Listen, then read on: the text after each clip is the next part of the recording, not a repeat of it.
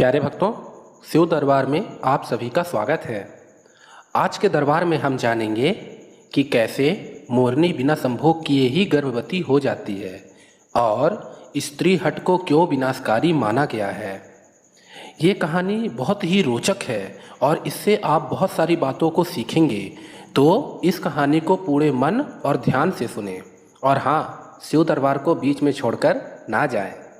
तो चलिए दरबार शुरू करते हैं। हर हर महादेव। प्यारे भक्तों, एक जंगल में मोर और मोरनी रहते थे और दोनों एक दूसरे से बहुत ही ज़्यादा प्रेम करते थे। वह दोनों इस जंगल में बहुत ही समय से अकेले खुशी खुशी जीवन व्यतीत कर रहे थे।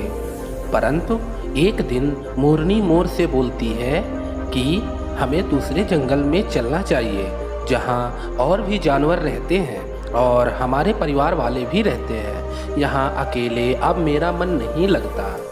इस पर मोर मोरनी से कहता है कि हे प्रिय, हम यहाँ अकेले ही इतने खुश हैं, फिर क्यों तुम दूसरे जंगल में जाना चाहती हो। यह बात सुनकर मोरनी कहती है कि हे प्रिय, मुझे और भी जानवरों के रहन सहन के तरीकों को देखना है और फिर यहाँ अकेले अब मेरा मन नहीं लगता। और इस तरह से मोरनी हठ करने लगती है। और जिस प्रकार हमें पता है कि स्त्री हठ और बाल हठ के सामने सबको झुकना ही पड़ता है, तो मोर को भी मोरनी के हठ के सामने विवश होना ही पड़ा और फिर दोनों दूसरे जंगल में जाने का फैसला करते हैं। अगले दिन सुबह ही दोनों उड़कर दूर एक नगर में आ जाते हैं। उस नगर का राजा पशु पक्षियों और जीव जंतुओं की भाषा को समझ सकता था, क्योंकि उसने कराव शास्त्र का अध्ययन किया था। एक दिन जब राजा अपने महल में भोजन कर रहा था, तो चावल का एक टुकड़ा उसकी थाली से नीचे गिर जाता है। वहीं पर काफ़ी चींटियां घूम रही थीं। उनमें से एक चींटी उस चावल के टुकड़े को लेकर जाने लगती है। राजा वहीं बैठे सारी घटना को देख रहा होता है।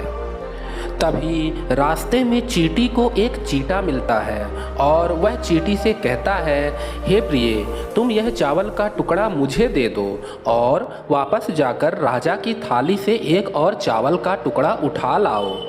यह सारी बातें राजा वहीं बैठे बैठे सुन रहा था, क्योंकि उसने कराव शास्त्र का अध्ययन किया था, इसलिए वह चींटा और चींटी की बातों को अच्छे से समझ रहा था। चींटा की बात सुनकर चींटी कहती है कि नहीं, मैं नहीं जाऊंगी। अगर राजा को यह बात पता चली तो वह मुझे मार देगा।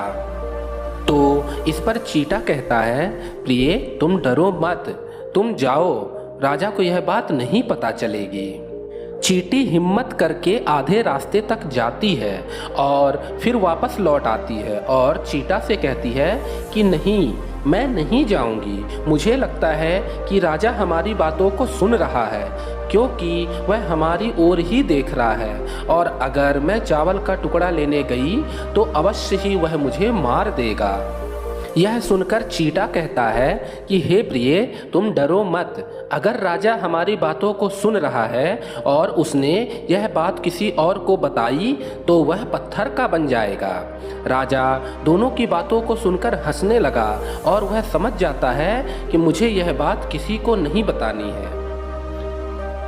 उसी समय रानी रसोई से बाहर आती है और वह राजा को हंसते हुए देख लेती है। फिर वह मन में सोचने लगती है कि लगता है कि खाने में कोई त्रुटि हो गई है, जिसकी वजह से राजा हंस रहे हैं। रानी से रहा नहीं जाता और वह तुरंत ही राजा के पास आकर बोलती है, हे राजन, क्या मुझसे कोई पाप हुआ है? क्या मुझसे कोई गलती हुई है जो आप इस तरह से हंस रहे हैं? इस पर राजा कहता है, नहीं, मैं तो बस यूं ही हंस रहा था, तुम्हारी कोई गलती नहीं है। लेकिन रानी को विश्वास नहीं होता और वह मन ही मन में बेचैन होने लगती है कि कुछ तो बात है जिसकी वजह से राजा हंस रहे हैं। इसलिए वह हठ करने लगती है कि हे राजन, आपको यह बात मुझे बतानी ही होगी। राजा रानी को बार बार समझाता है कि यह बात मैं आपको नहीं बता सकता, क्योंकि राजा जानता था कि अगर उसने यह बात रानी को बताई तो वह पत्थर का हो जाएगा। लेकिन रानी राजा की बातों को नहीं मानती है और राजा से कहती है, हे राजन, अगर आप मुझसे सच्चा प्रेम करते हैं तो आपको मुझे यह बात बतानी ही होगी। अब राजा धर्म संकट में फंस जाता है। राजा सोचता है कि अगर मैंने यह बात रानी को बता दी तो मैं पत्थर का बन जाऊंगा और अगर नहीं बताऊंगा तो रानी का विश्वास खत्म हो जाएगा। इधर रानी बार बार जिद करने लगती है और फिर राजा को स्त्री हट के सामने झुकना ही पड़ता है। राजा रानी से कहता है कि अगर मैंने आपको यह बात बताई तो बाद में आपको बहुत पछताना पड़ेगा।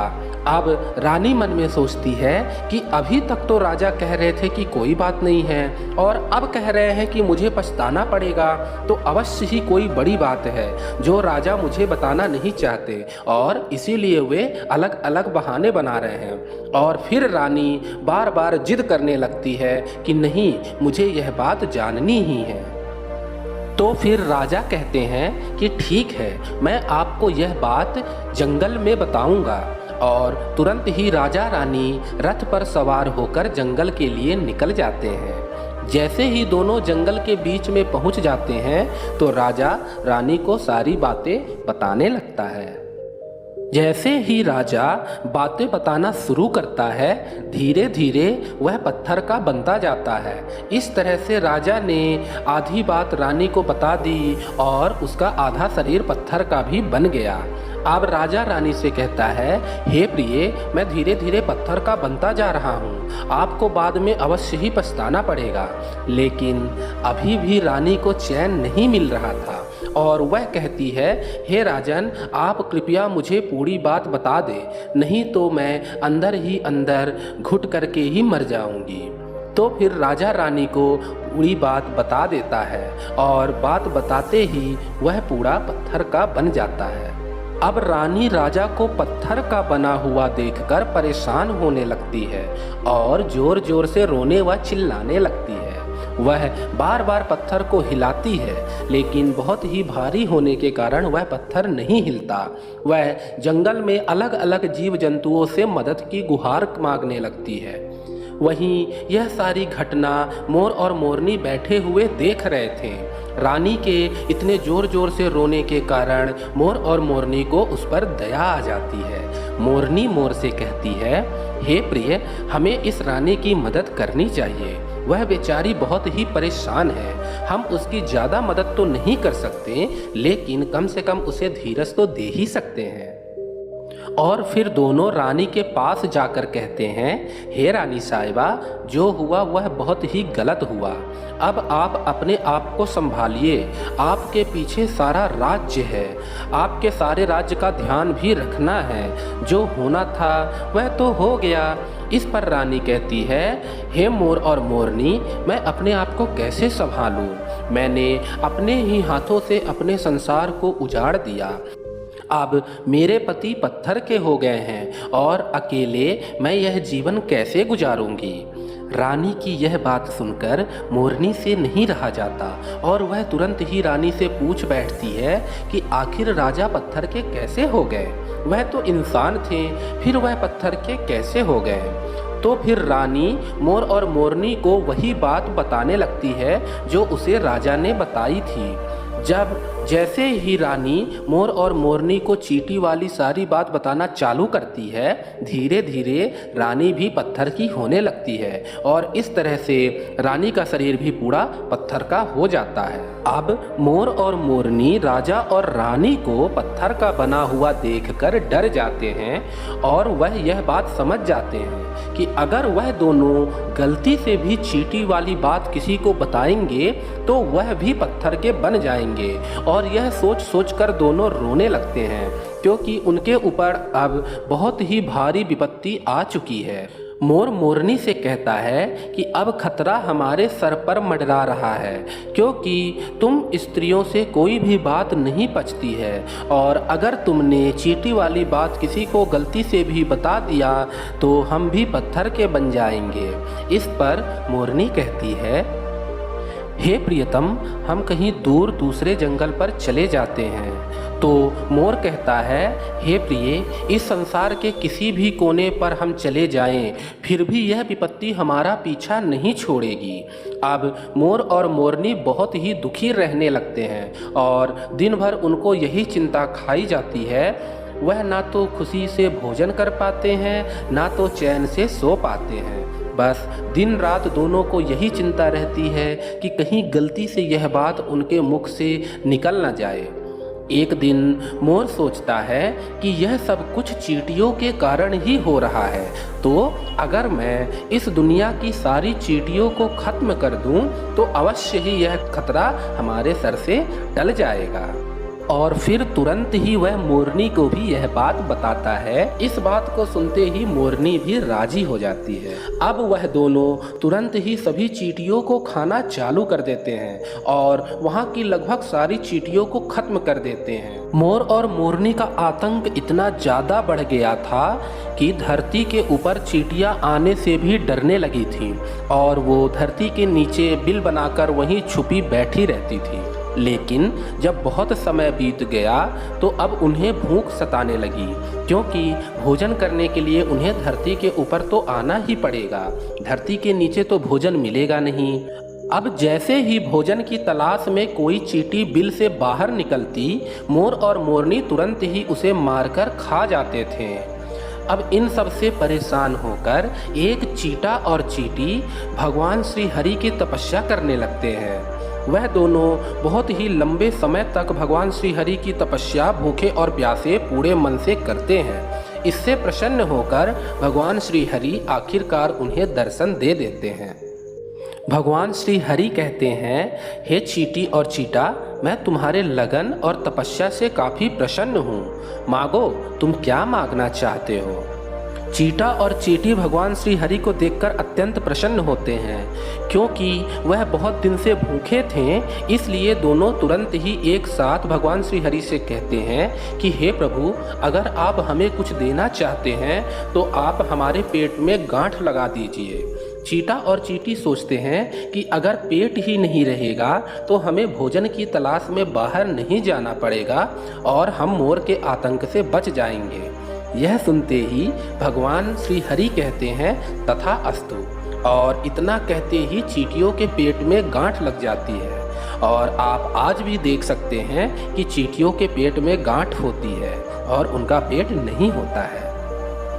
फिर चींटा और चींटी भगवान श्री हरि से कहते हैं कि हे प्रभु, हमारे पेट में गांठ तो लग गई है, लेकिन अभी भी खतरा टला नहीं है। हम जैसे ही बिल से बाहर निकलेंगे, मोर और मोरनी हमें मार डालेंगे। और वह भगवान श्री हरि से प्रार्थना करते हैं कि वह चींटी और चींटियों को इस संकट से उबारे। इस पर भगवान श्री हरि मोर और मोरनी के पास जाते हैं और मोर से कहते हैं कि हे मोर, तुम चींटियों का शिकार करना बंद कर दो। इन सब में चींटियों का कोई दोष नहीं है। जो भी गलती थी वह राजा की थी, क्योंकि उसने कराव शास्त्र का अध्ययन किया था और वह जीव जंतुओं की भाषा को भली भांति समझता था। इसके साथ साथ जब वह जीव जंतुओं की भाषा को समझता था तो उनके रूप में बदलने को भी सक्षम था और वह उन पशु पक्षियों का रूप बदलकर उनके साथ संभोग किया करता था। और जब वह पशु पक्षी गर्भ धारण कर लेते थे तो वह उन्हें छोड़कर तुरंत ही मनुष्य रूप में वापस आ जाता था और फिर उन्हें देखकर जोर जोर से हंसता था।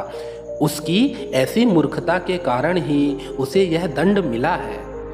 यह सुनकर मोरनी भगवान श्री विष्णु से कहती है कि हे प्रभु, इस पर रानी का क्या दोष है, आखिर उसे क्यों दंड मिला। तो भगवान श्री हरि कहते हैं कि रानी भी इन सब में बराबर की दोषी है। वह चाहती तो राजा को सही समय पर रोक सकती थी और राजा इन सब पापों से बच जाता, लेकिन उसने राजा को नहीं रोका, इसलिए वह भी आज पत्थर की बन गई है। अब मोर भगवान श्री हरि से कहता है कि हे प्रभु, अगर यह बात हम किसी को बताएंगे तो क्या हम भी पत्थर के बन जाएंगे? तो भगवान श्री हरि कहते हैं, नहीं, अब श्राप खत्म हो चुका है, आप सब पर इसका कोई असर नहीं होगा। यदि आप किसी को यह बात बताते हैं तो आप पत्थर के नहीं बनेंगे। यह कहकर भगवान श्री हरि अंतर ध्यान हो जाते हैं और मोर और मोरनी यह सुनकर बहुत ही ज़्यादा प्रसन्न हो जाते हैं और उनकी खुशी का अब कोई ठिकाना नहीं रहता।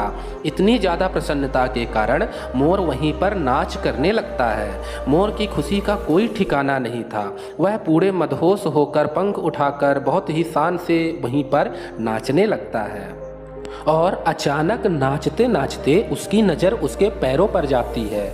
वह देखता है कि उसके पैर फटे हुए हैं, जिन्हें देखकर वह बहुत ही उदास हो जाता है। वह सोचता है कि मेरे पैर तो बहुत ही सुंदर थे, लेकिन वह इतने फटे हुए कैसे हो गए। वह बहुत ही मायूस हो जाता है और इतने सुंदर शरीर के साथ फटे हुए पैर को देखकर रोने लगता है। मोर और मोरनी के पैर फटने का कारण उनके इतने सारे चींटी खाना ही था। चींटियों को खाने से मोर और मोरनी के पैर फट गए थे। अगर हम भी चींटियों को खाएं तो हमारे शरीर में दाने निकलने लगते हैं और अगर कोई इंसान ज़्यादा चींटी खा ले तो उसका शरीर भी धीरे धीरे फटने लगता है। जब मोर नाचते हुए ज़ोर ज़ोर से रोने लगता है तो मोरनी उसे धीरज देती है और कहती है, हे प्रिया, जो होना था वो तो अब हो गया, अब रोने से कोई लाभ नहीं है। लेकिन मोर नाचते हुए ज़ोर ज़ोर से रोना जारी रखता है, जिसके कारण उसके आंखों से आंसुओं की धारा बहने लगती है। मोरनी उसे धीरज देते हुए उसके आंसुओं को ज़मीन में गिरने से रोकने लगती है। लेकिन मोरनी के पास हाथ तो थे नहीं, तो वह अपनी चोंच से ही मोर के सारे आंसुओं को अपनी चोंच में भरने लगती है। लेकिन इतने ज़्यादा आंसू होने के कारण आंसू धीरे धीरे मोरनी के मुख से मोरनी के पेट में चले जाते हैं और मोर और मोरनी के इस प्रेम को देखकर भगवान हरि अत्यंत प्रसन्न होते हैं और वह फिर से मोर और मोरनी को दर्शन देते हैं। मोर और मोरनी के इस अटूट प्रेम को देखकर भगवान श्री हरि कहते हैं कि हे मोर और मोरनी, तुम्हारा प्रेम धन्य है। मैं तुम्हारे इस प्रेम को देखकर अत्यंत प्रसन्न हूँ और मैं तुम्हें आशीर्वाद देता हूँ कि तुम्हारा प्रेम इसी प्रकार से हमेशा बना रहेगा और एक समय ऐसा आएगा जब मैं अपने एक अवतार में मोर के पंख को मुकुट बनाकर अपने सर पर धारण करूंगा। और यही कारण है कि भगवान श्री हरि अपने कृष्ण अवतार में मोर के पंख को अपने मुकुट पर धारण करते हैं। अब भगवान श्री हरि का आशीर्वाद बोले या अभिशाप, क्योंकि यही वजह है जिससे मोर और मोरनी कभी आपस में संभोग नहीं कर पाते। और जब मोर नाचने लगता है तो उसकी आंखों से आंसू बहने लगते हैं और इसी आंसू को मोरनी पी लेती है, जिसकी वजह से वह गर्भवती हो जाती है।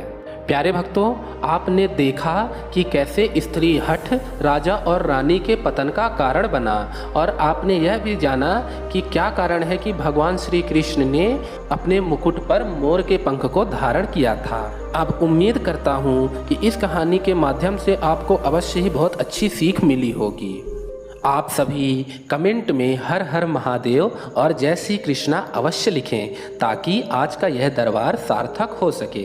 अगर आप अभी भी दरबार से जुड़े हैं तो निश्चय ही आप एक सच्चे शिव भक्त हैं और मैं आशा करता हूं कि आपके परिवार में कभी भी कोई कलह ना हो। इसी के साथ दरबार को यहीं पर समाप्त करते हैं। हर हर महादेव।